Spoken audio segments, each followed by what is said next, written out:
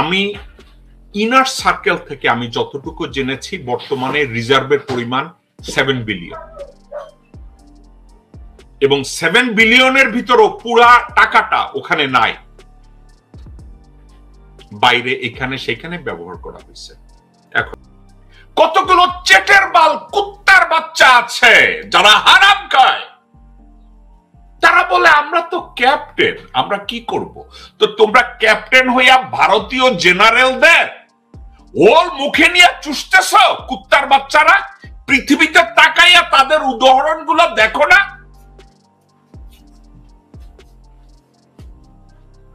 আফ্রিকার মতো দেশে, সাউথ আমেরিকার মতো দেশে একজন লেফটেন্যান্ট বা ক্যাপ্টেন তারা বিদ্রোহ করে দেশকে উদ্ধার করে, ফ্রান্সের বিরোধিতা করে, ইউরোপিয়ানদের বিরোধিতা করে, ওই দেশের সার্বভৌমত্ব রক্ষা করে। তোমরা কার বাল ছিল? অপেক্ষায় থাকো শান্তিরক্ষী মিশনে গিয়ে কয়েকটা টাকা কামাবা। শুয়োরের বাচ্চারা, শেষ বিচারের দিন তোদের মতো কুত্তার বাচ্চারা জাহান্নামে যাবে। হারামজাদা দেশকে বিক্রি করছিস এবং হারাম খাইতেছিস, রেশন তুলতেছিস কুত্তার বাচ্চারা। আমার কাছে কষ্ট লাগে, তোদের জেনারেলরা তো বউ বান্দা দিয়া মেয়েদের বিক্রি কইরা প্রস্টিটিউট ভাড়া দিয়া কুত্তার বাচ্চারা জেনারেল হয় আর আর্মি চিফ হয়। ওরা না হয় আদর্শ থেকে দূরে সরে গেছে, কিন্তু তোরা কি করতেছিস? যারা ইয়াং অফিসার, ইয়াং অফিসাররা পৃথিবীর বিভিন্ন দেশে কঠিন একটা সময় নেতৃত্ব হাতে তুলে নিয়ে দেশকে রক্ষা করে, কিন্তু তোরা কার বাল ছিড়ছিস? So protocol, chain of command, এই বালের কথা বলে তোরা অন্য কাউকে বুঝ দিতে পারবি। শুয়োরের বাচ্চারা আমারে বুঝ দিতে আসিস। কুত্তার বাচ্চারা তোদেরকে কুত্তার বাচ্চারা সশস্ত্র বাহিনীর বাংলাদেশের বাল বাহিনী কুত্তার বাচ্চাদের আমি বলছিলাম, কোন একটা শুয়োরের বাচ্চা ইন সার্ভিস অথবা রিটায়ার্ড আমার সাথে কথা বলতে আয়। আমি তোদের বই থেকে আমি কথা বলবো। শুয়োরের বাচ্চারা, বাংলাদেশের সংবিধানের মধ্যে থেকে আমি কথা বলবো, বাংলাদেশের এমবিএমএল থেকে আমি কথা বলবো। শুয়োরের বাচ্চারা, এআরআই থেকে কথা বলবো। আর কুত্তার বাচ্চারা, তোদের বই থেকে তোদের আইন নিয়ে, মিলিটারি রুল নিয়ে আমি কথা বলি। শুয়োরের বাচ্চারা, তোদেরকে আমি বুঝাই। সশস্ত্র বাহিনীর বাল বই নিয়ে তুই আমার সাথে বই খুলাবো আর আমি এইখানে বসি। শুয়োরের বাচ্চারা, খানকির পোলারা, বইখানে আমি তোদেরকে বুঝাই যে তোরা ইন্ডিয়ার বাল দিয়ে আকাটা। আরে শুয়োরের বাচ্চারা, দেশটাকে জাহান্নাম বানাইতে দিতেছিস না, দেশের সার্বভৌমত্ব রক্ষা করতে পারতেছিস না, বর্ডার নিয়ন্ত্রণ করতে পারতেছিস না, সীমান্তে একজন বাংলাদেশি, নিরীহ বাংলাদেশি ভাই বোনদের খুন হত্যাযজ্ঞ থামাইতে পারতেছিস না, ভোটাধিকার রক্ষা করতে পারতেছিস। শুয়োরের বাচ্চারা, শফি নামে শুয়োরের বাচ্চা বসে বসে বাকুম মারায় এই কুত্তার বাচ্চায়। কুত্তার বাচ্চার রক্ত, ও মাই গড! এই কুত্তার বাচ্চাকে রাস্তায় নামিয়ে, জঙ্গলে পাঠিয়ে, আফ্রিকার জঙ্গলে পাঠিয়ে হায়না দিয়ে ওকে ধর্ষণ করানো উচিত এই কুত্তার বাচ্চারে। আচ্ছা, আমরা পরবর্তী প্রসঙ্গে যেতে চাই। একদিনে ডলারের দাম বেড়েছে 7 টাকা এবং বাংলাদেশ ব্যাংক নতুন একটা বিনিময় হার পদ্ধতি চালু করায় মার্কিন ডলারের বিপরীতে বাংলাদেশি টাকায়, মানে ডলারের মান কমেছে, বাংলাদেশি টাকার মান কমেছে ডলারের বিপরীতে প্রায় 6.3%। এবং এটাকে অনেকেই কিন্তু বলছে যে অর্থনীতির ক্ষেত্রে একটা অত্যন্ত অশনি সংকেত, কারণ আমরা কখনো কিন্তু এটা ভাবতে পারিনি যে একদিনে এভাবে 7 টাকা দাম বেড়ে যাবে ডলারের, আর টাকার মানটা এইভাবে পতন ঘটবে। তো এখন আপনি জানেন যে রিজার্ভের অবস্থাও কিন্তু খারাপ। রিজার্ভের যে অ্যাকচুয়াল তথ্য এটা কিন্তু সরকার দিচ্ছে না, প্রকৃত রিজার্ভের অবস্থা খুবই খারাপ। তো আর যেগুলি বকেয়া রয়েছে, বকেয়া পেমেন্টস গুলো দেওয়ার পরে প্রকৃত রিজার্ভ যেটা থাকবে সেটা দিয়ে আসলে ১ মাস বা ২ মাসেরও আমদানির খরচ মেটানো যায় কিনা সেটা নিয়ে কিন্তু এখন সংশয় দেখা দিয়েছে। তো এই যে অর্থনীতি এখন যে জায়গায় যাচ্ছে, এটাকে আপনি কিভাবে বিশ্লেষণ করবেন?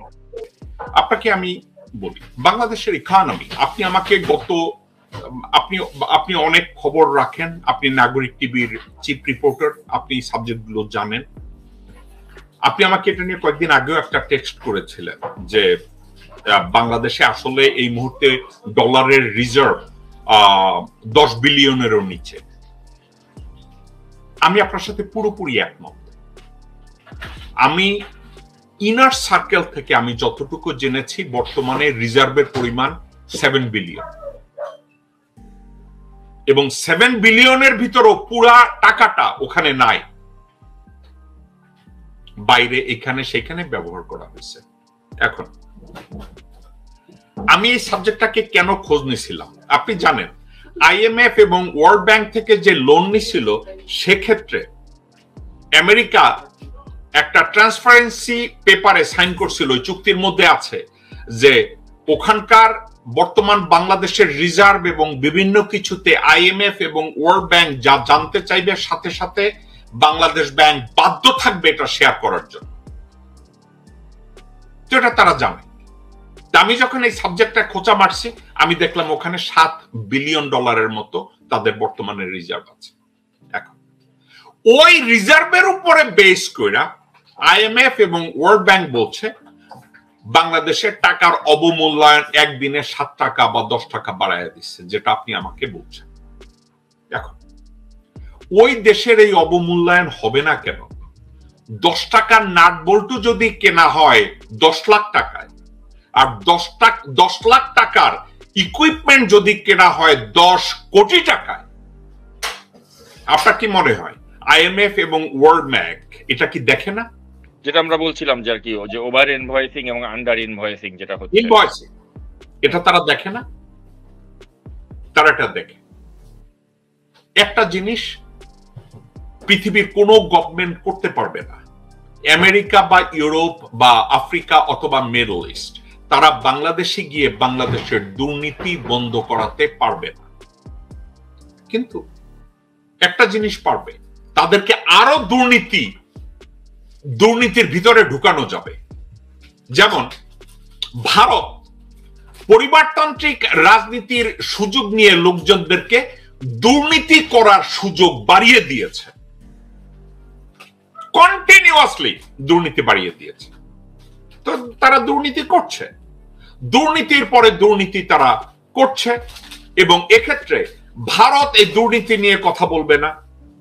আমেরিকায় দুর্নীতি নিয়ে কথা বলে কি হবে? আমেরিকা তো একসময় ওয়ার্ল্ড ব্যাংকে পদ্মা ব্রিজের দুর্নীতি নিয়ে যখন কথা বলছে, হাসিনা মাগি কি বলছে? না, আমরা আবুল হোসেন সত্য কথা কইছে, আমাদের এই 1.5 বিলিয়ন ডলারের ব্রিজের মধ্যে আমেরিকা আমাদের কাছ থেকে ঘুষ খাইছে, ওমর চাইছে, এসব কথাবার্তা বলে না? বলছে তো। এখন আজকের এই ডলারের একদিনে 7 টাকার অবমূল্যায়ন করার পিছনে কারণ একটা, বাংলাদেশি ভাই বোনেরা, এর অর্থ ওয়ার্ল্ড ব্যাংক বা আইএমএফ বাংলাদেশের শত্রু না, আবার মিত্র আমি এ কথাও বলছি না। কিন্তু বাংলাদেশের বা পৃথিবীর যে কোনো দেশের তাদের ইকোনমি ডেভেলপমেন্টের জন্য, ইকোনমি স্টেবল ইকোনমির জন্য কয়েকটা স্ট্রাকচার আছে। ওই স্ট্রাকচার গুলোকে সঠিকভাবে ঢেলে সাজানোর জন্য কিছু যোগ্য সৎ ব্যক্তিত্ব এবং দেশপ্রেমিকের দরকার, যা বর্তমান বাংলাদেশে নাই। আমেরিকান পাবলিক অফিসিয়ালদের সাথে আমি যখন কথাবার্তা বলতে যাই এবং ইউএস ডিপার্টমেন্ট অফ স্টেটের লোকজনের সাথে যখন কথা বলতে যাই, তখন তারা একটা কথা বলে, বাংলাদেশের পক্ষে কথা বলার মতো, বাংলাদেশের ফেভারে কাজ করার মতো তোমাদের দেশের লোকজন নাই তো। Plain and simple. বাংলাদেশি ভাই বোনেরা, এই কথাটা আপনাদের বুঝতে হবে, আপনাদের একটা বুঝতে হবে। আমাকে যখন তারা মুখের দিকে তাকাইয়া বলে যে তোমার দেশের স্বার্থ রক্ষার্থে কাজ করার মতো যোগ্য এবং দেশপ্রেমিক লোকজন নাই। তা আমি যদি বলি আছে, বলে নাম বলো। আমি যখনই নাম বলতে যাই আমি লজ্জা পাই।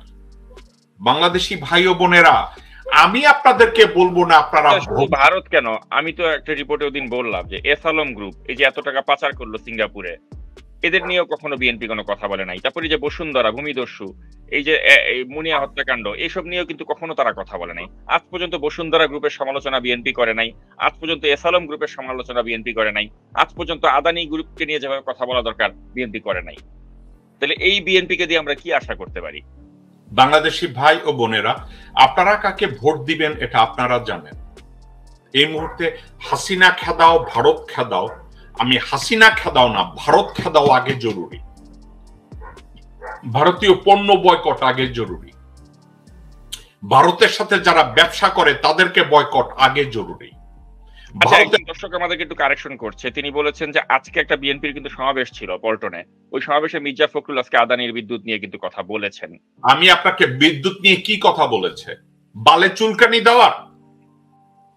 কে আজম সাহেব মির্জা ফখরুলের আদানিকে নিয়ে বা ভারত পলিসি নিয়ে তার কথাবার্তার নমুনা আমরা জানি। ক্যান্সারের ট্রিটমেন্টের জন্য টাইলেনল অথবা প্যারাসিটামল সঠিক ঔষধ না। তো কে আজম সাহেব, আপনাকে আমি বলি, বাংলাদেশ জাতীয়তাবাদী দল ভারত পলিসি নিয়ে তাদের পলিসি কি কখনো ব্যাখ্যা করেছে?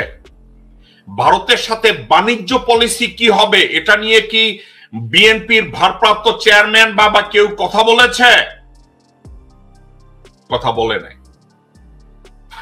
তাদের পার্টিটা তৈরি হয়েছে শহীদ রাষ্ট্রপতি জিয়াউর রহমানের ভারত বিরোধী এবং সার্বভৌম বাংলাদেশের স্বতন্ত্র পরিকল্পনার উপরে এই দলটার প্রতিষ্ঠা হয়েছে। আর আজকের সে বিএনপি হুমায়ুন নামক কোন এক গাধার বাচ্চাকে ভারত পাঠায় চুক্তি করার জন্য। আমাকে ক্ষমতায় বসাও, আমরা আওয়ামী লীগ কি দেয় তার চাইতে বেশি দেব। আর বিএনপির ভারপ্রাপ্ত চেয়ারম্যান ওই বলদের বাচ্চাকে নিয়ে বগলে নিয়ে আনোয়ার খোকন নামের কোন একটা টাইনি প্রস্টিটিউটকে দিয়ে সিসিলিতে কমিটি করায়, ইউরোপে কমিটি করায়, সাউথ আফ্রিকায় কমিটি করায়, কতগুলো রিক্সাওয়ালা বালছল যারা শামীম ওসমানের মতো ১ বুঝে ১০, ১০ বুঝে ১০০, ১০০ বুঝে ১০০০ আর ১০০০ বুঝে ১,০০,০০০।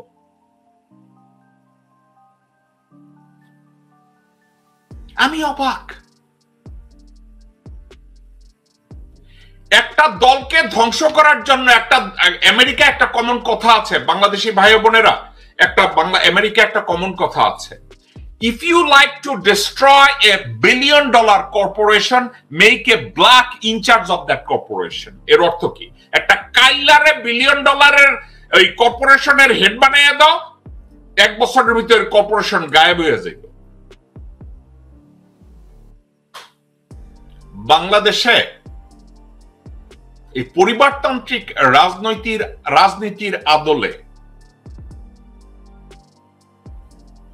মুজিব শেখ পরিবার অথবা জিয়া পরিবার কাউকে বসায়া দেন, বাংলাদেশ গায়েব হয়ে যাবে। আমি জানি আমার আপনারা পছন্দ করবেন না, কোনো অসুবিধা নেই, কোনো অসুবিধা নেই, আমারে পছন্দ করবেন না, কিন্তু একটা কথা আপনাদেরকে বলে রাখি, বাংলাদেশকে রাষ্ট্রীয় মর্যাদা থেকে স্থান থেকে বিচ্যুত করার প্রথম পরিকল্পনা পরিবারতান্ত্রিক রাজনীতিকে প্রশ্রয় দিয়ে অযোগ্য লোকজনদের হাতে নেতৃত্ব দিয়ে দেশটাকে ধ্বংস করা হবে।